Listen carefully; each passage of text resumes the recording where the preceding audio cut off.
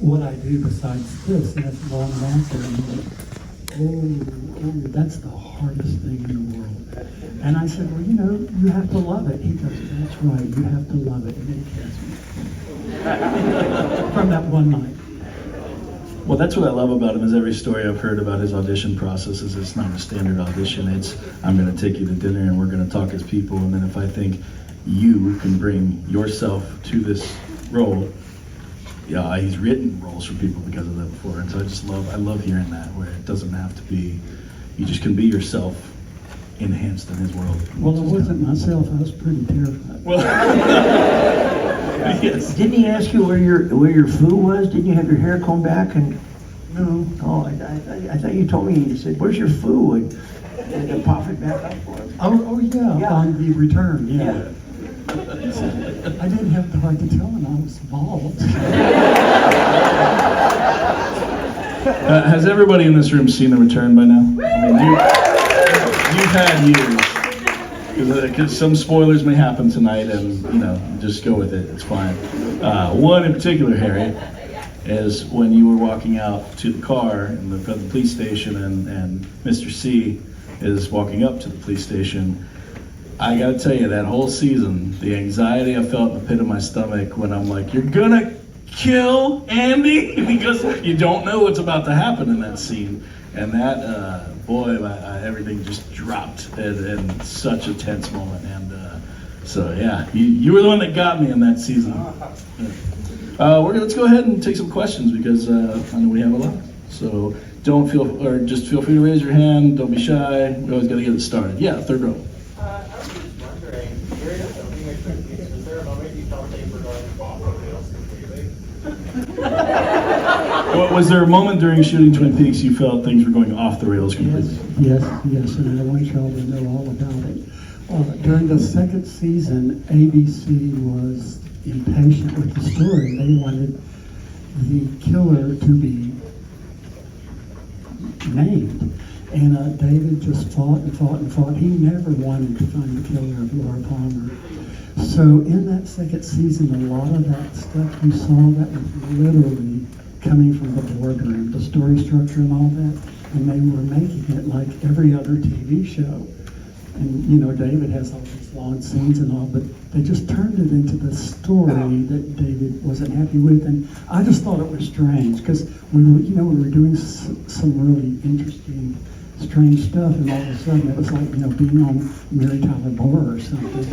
Love is all around. Next question. Yeah, right here on the end. Yeah, I wanted to know, during filming, did any of you ever think you could have been the one to kill Laura Palmer? I know I didn't do it. I was absolutely sure the Hawk did not do it. I mean, I was sort of the first obvious, So, I mean, if you guys watch Dateline or any of that shit. So I knew it wasn't me. Harry? Well, I wanted it to be me because I wanted more screen time.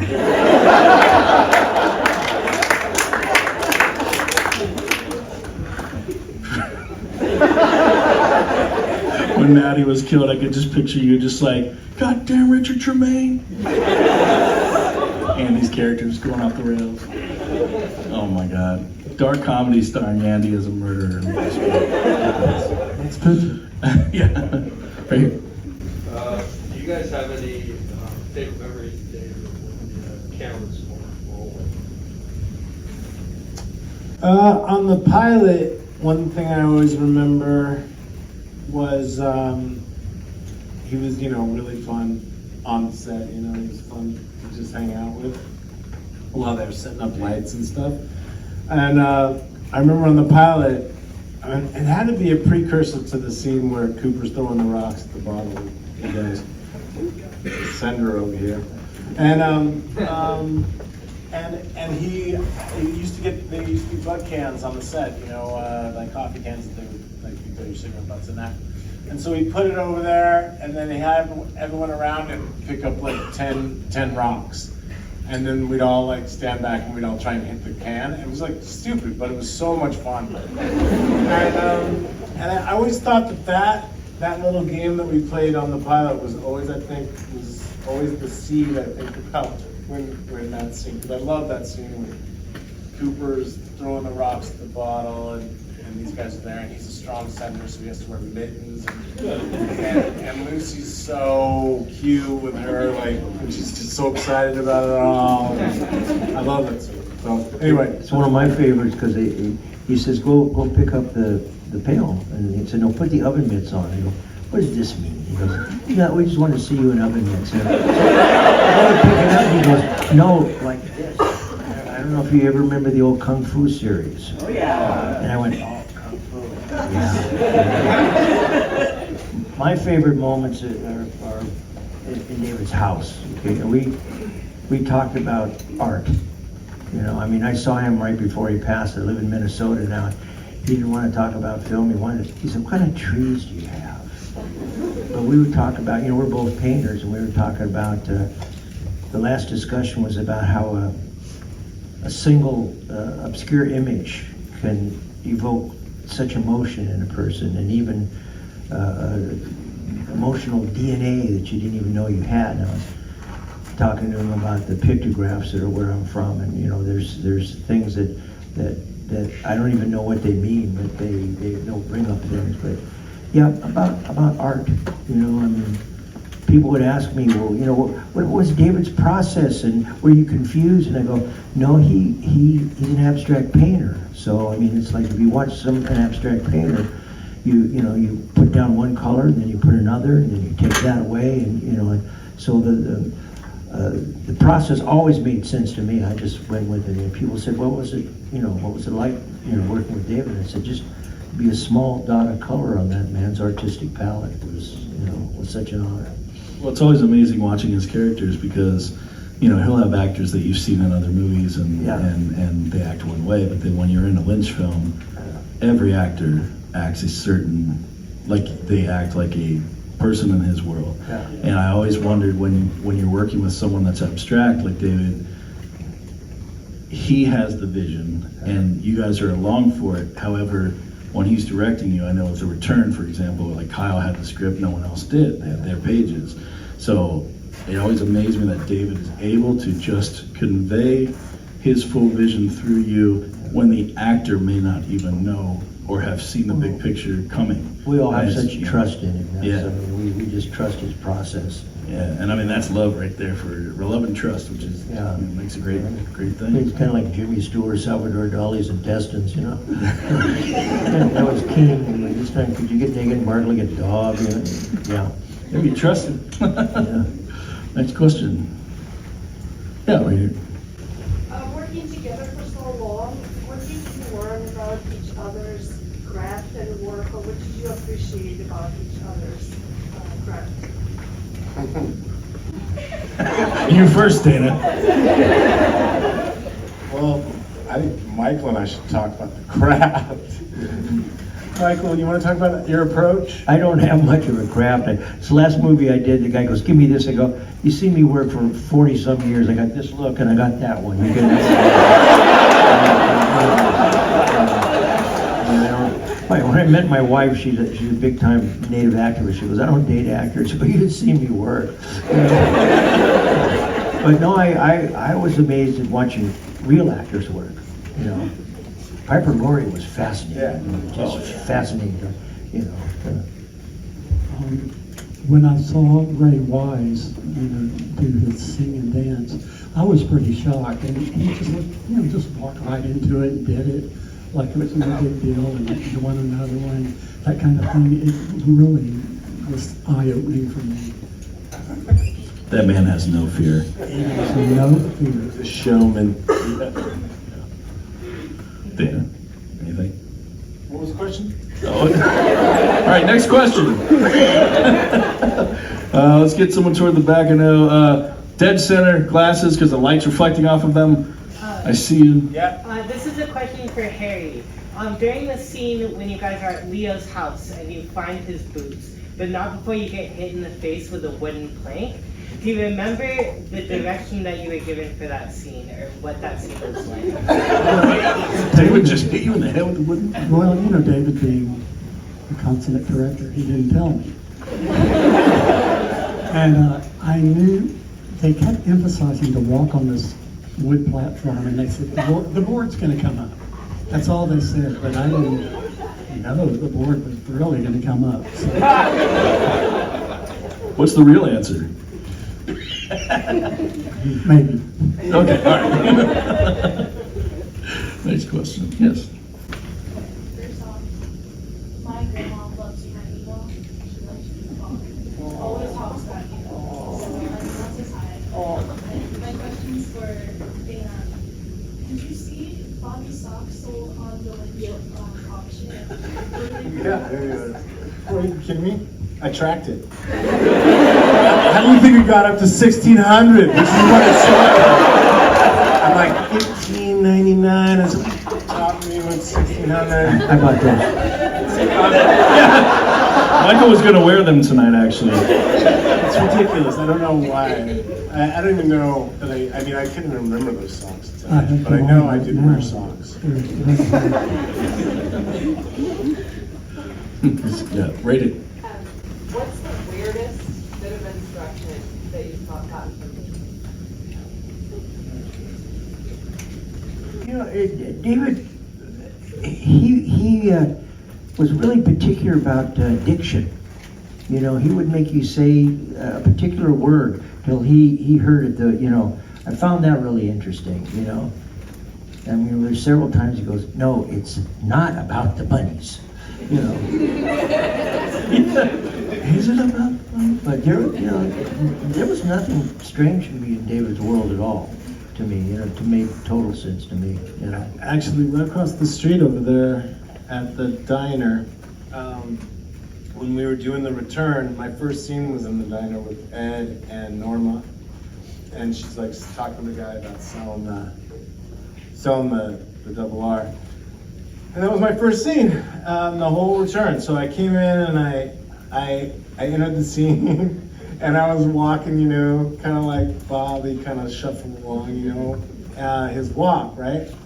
And David stopped everything, and he came over to me, and this, I swear to God, he said, I can't believe I'm saying this, but not so weird.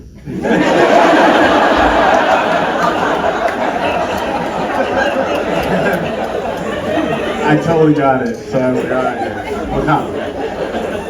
Of course. I know, right across the street, that happened. That actually happened. Yeah, how cool is it to be right here in this room within distance of where everything happened? This is a great moment. Yes, right here in the end. I just want to hear what you thought when you were when the return was coming and you were contacted. What your thoughts were about what this third season was going to be, and was it going to be a reality? What your thoughts were about that? Well, I didn't think the show was coming back specifically, but I knew something was up. It being the anniversary, of course, everyone was mentioning it in the media and all that, and I kind of thought, well, this is a little strong, like maybe he's going to do a retrospective or something. Not a movie, but, like a retrospective. But I kind of knew something was going on, but I didn't. People kept asking me, is it going to come back? And I thought it shouldn't. I thought maybe it died before its time, and it's got the James Dean kind of mystique about it, I think if it would have come back before 25 years, it wouldn't have the impact. But I heard the rumors, and David called me up and goes, hey, buddy, we're getting the gang back together. And I said, well, just give me a cameo. I'll do it for free for you, buddy. But they were very generous in the stuff they wrote for me. Yeah, oh man. We talked about it last night. Yeah. You're big part of Well, this. the Hawk is the only one that really kind of understood what was going on. In the woods. Yeah. I'm the most un-New Age guy in the world, but I mean, we traditionally understand that there's a connection between, the mycelium and the trees talk to each other, and the trees talk to the animals, and they'll talk to you if you listen, And a lot of my native artist friends are big fans of David's because, we understand, like him, that the dream world and the awake world is just as real, Yeah. No, I don't agree. Okay. All right. Channeling Lynch with that one. Nope. Next. I just thought it was when the Showtime first did the teaser, and then it was back, and then there was the walk away for a bit, and then I loved how they kind of everything just happened naturally to the point where the fans I think kind of knew, okay, this isn't gonna happen. It was a cool moment, and that's when they did it, which was kind of amazing because then no one was looking for it. Nobody was like stalking the street corners here, probably just waiting for it to come to town. So it was great. It was great watching every week, not knowing what the hell. It was a blank canvas. So interesting to me that a lot of young people like it because it's slow, and I've got grandkids and their attention span is just, But I figured out that you can't multitask and watch Twin Peaks. You can't be on your phone or talking. Twin Peaks is not a So a TikTok lot of thing. people, this is the first time they get lost in that world, and it's fascinating to them, Which means it works. Yeah. Yeah. Nice question. Yeah, back here on the end. Yeah, thanks for coming, guys. What's it like to be back in the area? It's great. It's great. I was in the hotel with Jenny, and we were just looking out the window, and I was just like, man, this reminds me so much of David, just so much. Every time I see a fir tree or whatever, I get excited like Cooper, because Cooper's excited about it when David's excited. You know what I mean? It's like a direct reflection of David. That element of Cooper's character, I always just really thought that was so similar to David. So it's beautiful, the way the fog hits the top of the trees, it's beautiful. Rain. I live in California, man.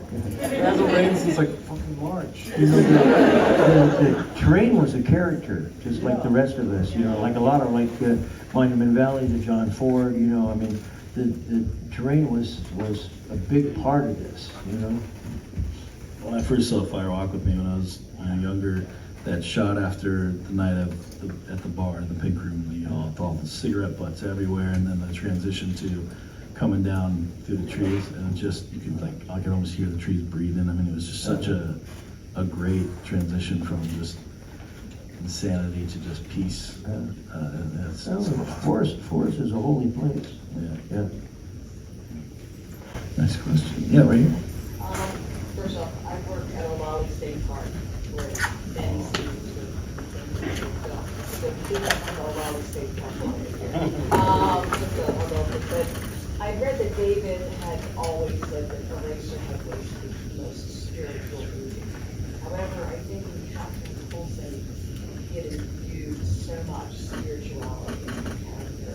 And I was wondering what you all thought about her, what he had given to her, and how it was subtle but depth wasn't. Well, again, it's nature talking to human beings, it's a scientific fact that we're all connected, and that's what he was trying to portray, I think, in that kind of simple way, the forest is talking to you. If you listen, it'll teach you things. I think these two in here keep missing. They got questions. These two right down here. Oh, good. Yeah, go ahead. My question's for Michael. First and foremost, my mother absolutely loves you. Oh, God. Mothers love me.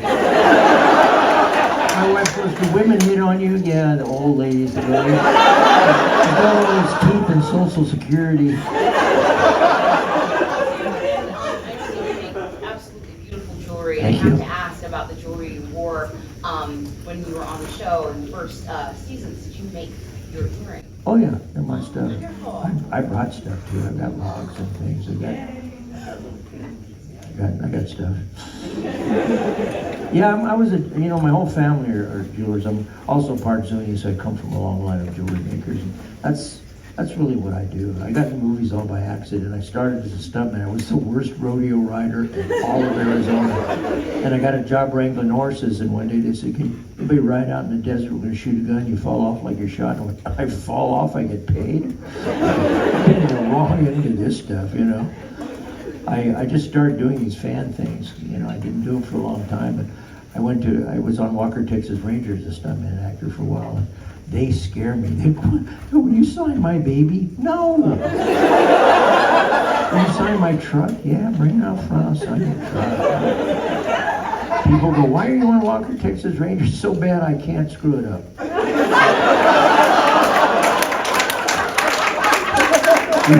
We were discussing the show last night to where one random episode I saw, Chuck Norris is beating up someone that's a threat to his life, but there's no suspense music. The suspense music happens when that bad guy almost falls into the china dishes. Oh, that's the It's one. like, don't break the dishes, and that's how they... I saw that a clip of it here, and we're all saying we're this high-tech race car crew, and we can't figure it out. And he just comes and goes, "Turn that knob." Oh, thank you, white leather.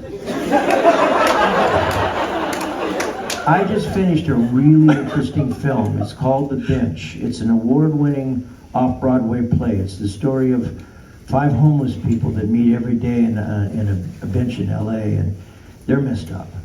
But there's a backstory to these people, so you see that these are real people. They're not invisible. But Madeline Zima, that was in Twin Peaks in California, she's in it, and Laurel from Get Out's in it, and the old lady from Insidious is in it. Oh, Lynn Shay. Yeah, she's wonderful. She's great. Yeah, she came out to do it just to be a street person grabbing a donut. We all did it for next to nothing because it's an important film. But yeah, we just wrapped it up. That's great. Yeah. Nice question. Yes, Cooper. Yes. You mentioned backstory, and I was wondering if there were some character backstories you each had that were not captured on film, or if there was like a secret you give your character to get into character. Everybody hear that okay? Because I didn't. I can't repeat it. You're asking about our characters? Sorry, say it one more time. Backstory. Oh, did we make up backstories, or were there backstories that we knew about for our characters? Right, kind of. The latter. If there was a backstory elements that were not captured on film that you would like to share. Not for me, really. I didn't have a backstory. They would surprise me. A lot of the native actors now are, they're all friends of mine, and they said you opened a lot of doors for us because there was never a character like that lived in both. It was really funny though. 4 episodes I had things said T-Hawk, and I said, "What's my first name?" And they go, "You don't know?" And I went, "No." And they go, "It's Tommy." I go, "My name is Tommy Hawk." Tommy Hawk stars in Kick Your Ass Open the Sea. I didn't know that. That's something I didn't know. Yeah. Being a fan of the My show. name is Tommy Hawk. How many Twin Peaks fans knew that? Okay, well, screw me then. Next question, way in the back, waving your phone. Yeah, thank you. Also, I'm kind of quiet. I know that most of the people I know who really fall in love with Lynch's work love it because it says things to us about the shared human experience. And I was wondering, either how did working with David impact the way you understand yourself in life, and or do you have any nugget that you would like to share that you feel like you took away from sharing space and love with David Lynch? Well, he would in passing mention the transcendental meditation to me, and I just listened. But after I left the show, I started coming to this point of paying attention to my spirituality, and it's because of him. Not, I didn't know where it was going, but I thought about it. Yeah, he, whoever was game for it, he was happy to introduce to him. So that was pretty great for me when that happened. I haven't been practicing like I should. I'm sure that if you practice, you know what I'm talking about. But David, never missed a day from 1973 on, making twice a day. It's less the time.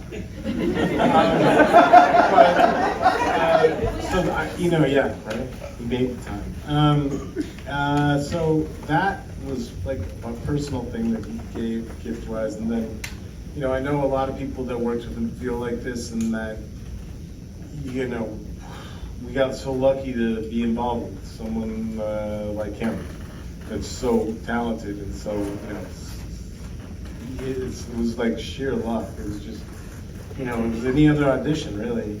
Just going in for another audition. I'm just lucky that energy and that vibe happened. And it changes everyone. I mean, you know, changes your whole career. Afterwards, everybody that hires me, you know, probably knows or like Twin Peaks, you know? Everything's got Twin Peaks' DNA all over it now. And they don't even hide it, they acknowledge it. We changed the way that people process TV. There have been changes in format, you know, all the family or you know, roots, but not in the physical way that you experience TV. What Twin Peaks did for me, it made me fall in love with the art of filmmaking. I had very little respect for it. You know, I just did it and make some money, but I realized, oh, this is like when I'm painting. That there is an art in this, and you know, you don't get an opportunity in this business to really do art. If I never worked again, just being experienced in Twin Peaks would be enough for me. You know? I mean, it's the first show that everyone said you felt like you were watching a movie on television, Yeah. and that's The Sopranos nodded to that, and Breaking Bad, and all these shows that are so cinematic now to watch, Yeah. all kind of threw it back to Twin Peaks. Even video games. There's a game called Deadly Premonition. That's Yeah. Twin Oh yeah, Peaks, the video game. everything is. And Yeah, they don't it's even just- hide it. It's just a wink and a nod. That's why my wife goes, your fans are really great. I said, yeah, because this is not about fame. This is about David's world. Yeah. I'm a fan just like the rest of you. You know? And for him to share something as intimate as dreams with an audience is just kind of an insane thing. Yeah.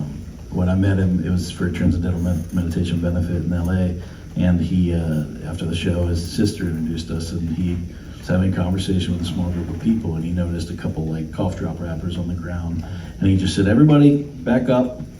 Who has cough drops? Cough drops. Give me your cough drops." And he took the 3 wrappers on the ground. He took everyone's cough drops and he unwrapped them. And you know, he gets on, 70-something years old, gets down on his hands and knees, and he's making these things into butterflies. And he says, you know, these look like butterflies. Does anyone else see it? And he gets up and he takes a picture. He's like, I'm going to turn that into a poster. And the smile he gave after he said that, it was like he created this. It was like a childlike. I got this new candy bar that I've been waiting to get all week. The love of film. What an amazing. I went to visit him one day, and he had bought this fish, and he cut it all up, and he was making this film on how you put it back together. But you know, the art of filmmaking. I didn't realize that was really there. You know, I didn't grow up. You know, I got a 10th grade education, and you know, but I went, oh, this is a true art form. Yeah. There's crazy weird stories too. Yeah, oh, yeah. And this is one of them. He was friends. He was friends with Steven Seagal. Friends with him. Like they're buddies. They hung out. And David would ask him when they were out and about how Steven would kill someone. How'd you kill him? How would you kill him? And then he said, how did that guy over there? How would you kill him? You could tell him. They were like friends, right? Okay, that's weird enough. But here's the kicker. One time they were hanging out, and Steven Seagal said that he had to go pick someone up at the airport, and did David want to go with him for the ride? And David said, sure. I think he actually even knew he was going to go pick up his friend James and his wife that were coming into town. Go to the airport, they get him, and James and his wife come out, and it's James Mason. All you kids, shit, I forget your note. But anyone over 40, James Mason, and Google it later. We're like best friends with Steven Seagal. And they like stayed at Steven Seagal's house when they came to LA. James Mason. And Lolita, he was in Lolita. Yeah. He was Humphrey in Lolita with Kubrick right there. Yeah. Anyway, yeah, crazy, right? And also, he was also in The Stars Born with Judy Garland. He played the actor that was the pathetic actor. I guess. What's so interesting about David's work is the humor. You know, it's part of the human condition. I have never been in any tribal ceremony where there aren't sacred clowns, because that's part of the human condition. You know, and I think that's one of the things that made David's work so spiritual. That he knew that whole spectrum of the human existence. Man, I love that. Now I don't want to ask my funny question I was about to ask Dan after what he just said. Is that if Lynch were to cast Steven Seagal in one of his movies, if Steven Seagal would have had a part, what part would it have been? Because I'm going with Billy Ray Cyrus in Mulholland Drive. Yeah. That would have been Seagal's cameo right there. Thank you, David Lynch, for not casting Steven Seagal in one. Next question. Yeah. Mainly for Dana, do you have any memories from when you kind of reunited with folks when filming Jules Fires on site? Yeah, you know, James Roday, the guy that was the lead on that show, he loved Twin Peaks, so him and the guy that directed it, Matt Shankman,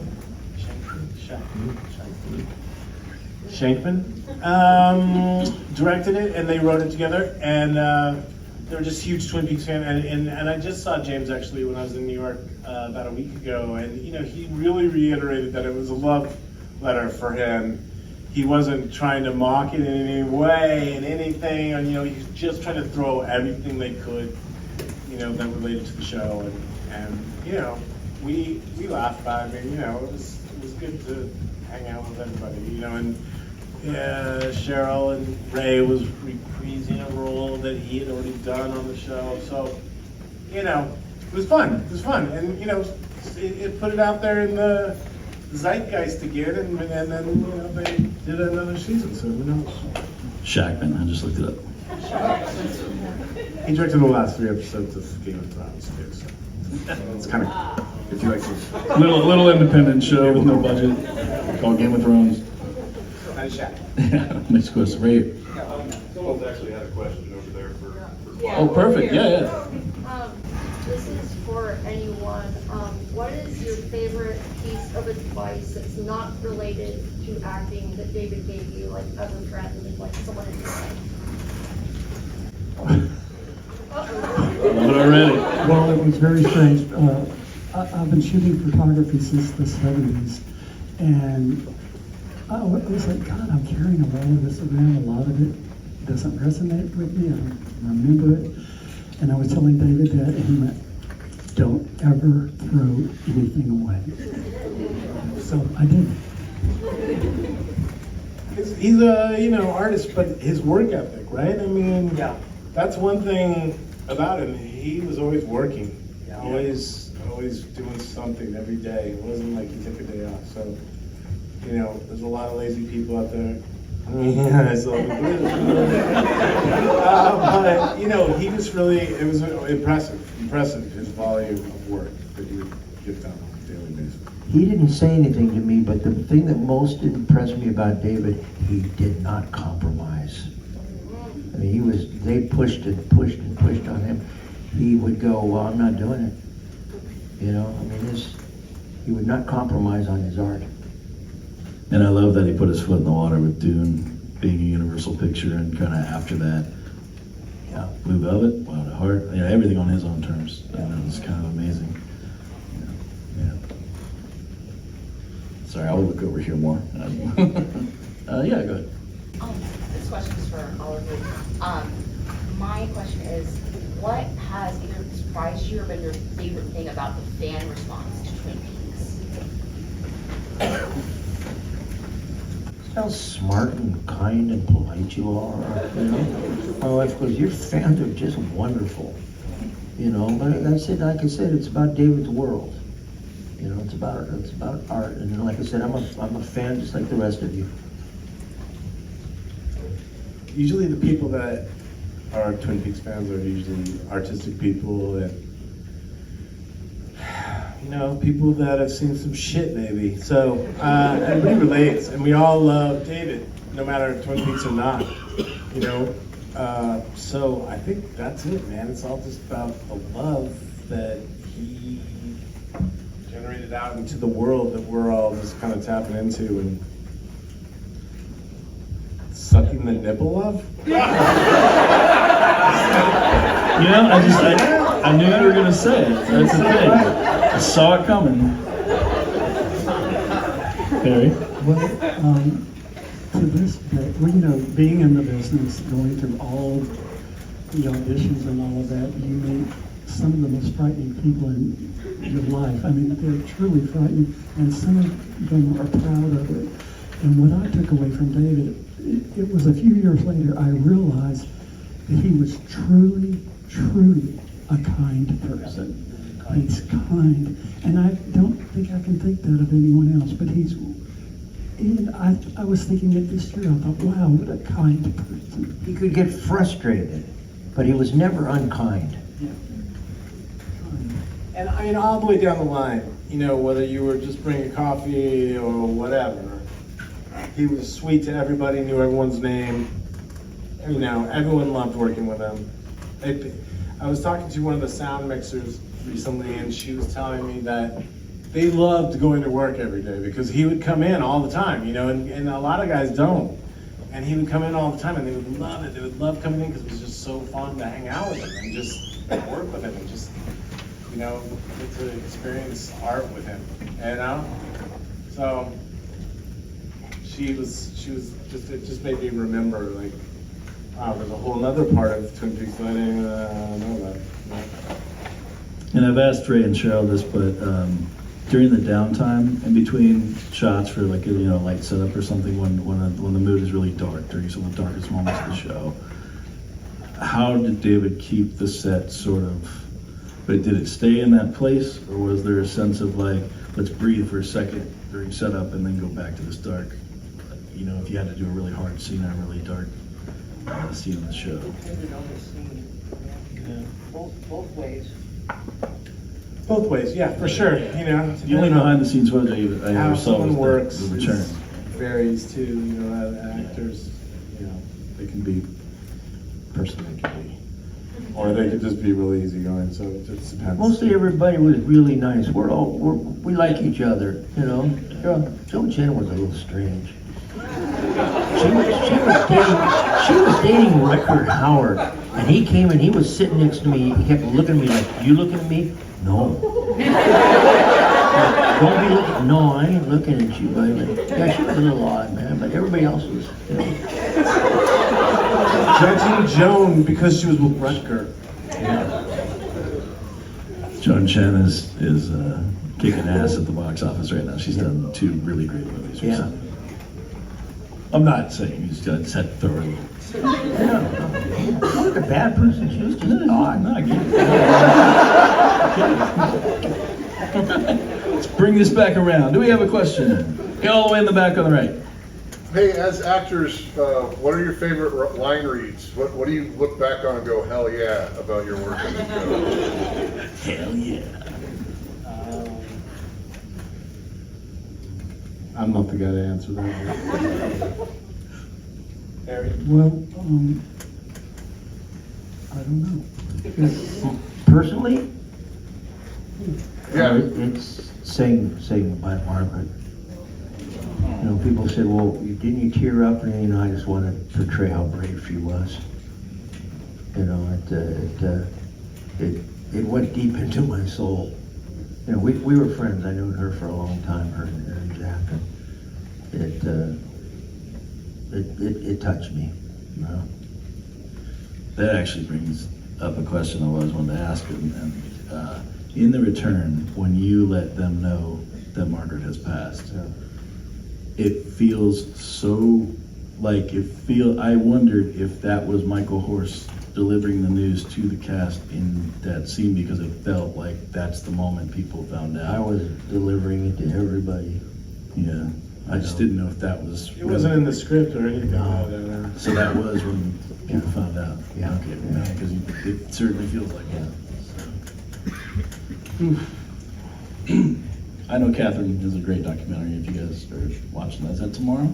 There's We'll show one you. here. Check it out. It's really awesome. Yeah. We got time for a couple. Beth, are you around, or got a couple more This questions? person, right here, they've had their hand up for so long. Yeah, let's do it. Oh. Go ahead, yes. You guys started filming up here when I was in 5th grade, but most girls had a crush on Jordan Calano, Bobby. My question is, you've changed the landscape of North Bend, Snoqualmie, and Preston with all of this filming. We have Twin Peaks festivals every year now. But what impact has the area given you guys? What do you remember most being out here before we got popular beyond truckers? The terrain. You know, I mean, I'm from the desert, but I mean, there's, like I said, I'm the most underage guy in all of freaking LA. But there's spirits in those forests. It's a living place, you know. I love it up here. I mean, just coming back is really nostalgic for me, you know. I don't know the names of any of the places, though. I just know that I love being there, and I know some people know the names of them, but like the forest and stuff. But just the, like, you know, when you're saying the train and all of it, and I don't know. I didn't realize that it had become such a big thing. I don't think until recently.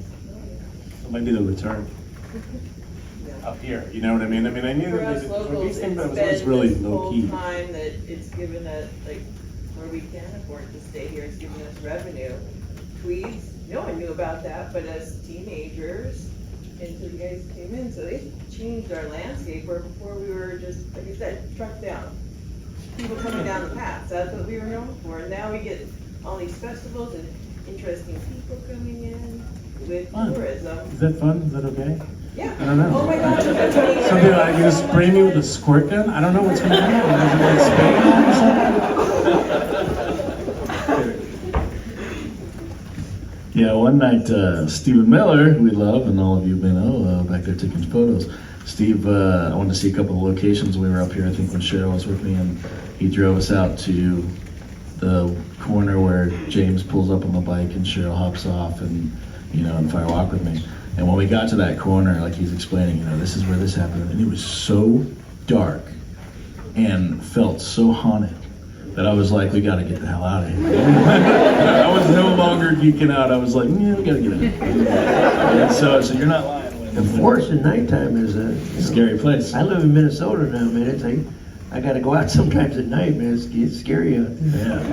Yeah. I got a big music video that's coming out with James Marshall playing guitar for me, and I'm singing. And we were up here just recently and filmed at all the places, at Jack Rabbit's Palace, and you know. And Did anybody in this room catch them filming that when they were here? Oh, we got one. Yeah. All right. All right, we got time for maybe just 2 more questions, and then we're gonna meet all of you when you come up here to say hey and everything. So let's go over here for question 1, and in the back row right there for question 2. Go ahead. You're on the wall right there. Yeah. So you're all Bookhouse boys. If you were to team up today together, what evil would you be fighting? The orange dude.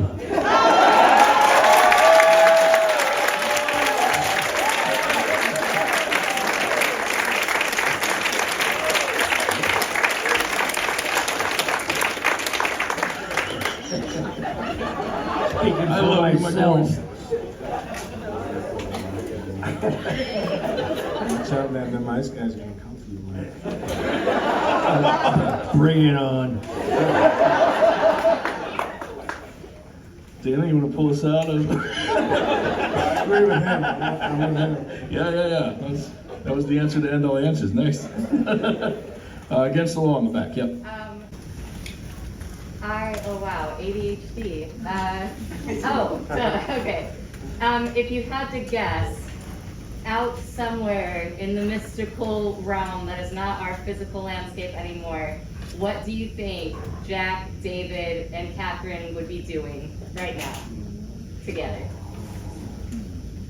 Well, I believe in reincarnation, so that's where I feel like what they're doing. But David probably might not have come back because he had learned so many lessons. and he didn't need a physical being. But I just think they reincarnated, really. I'm with Larry. Me too. I don't know, David would be having a milkshake, man.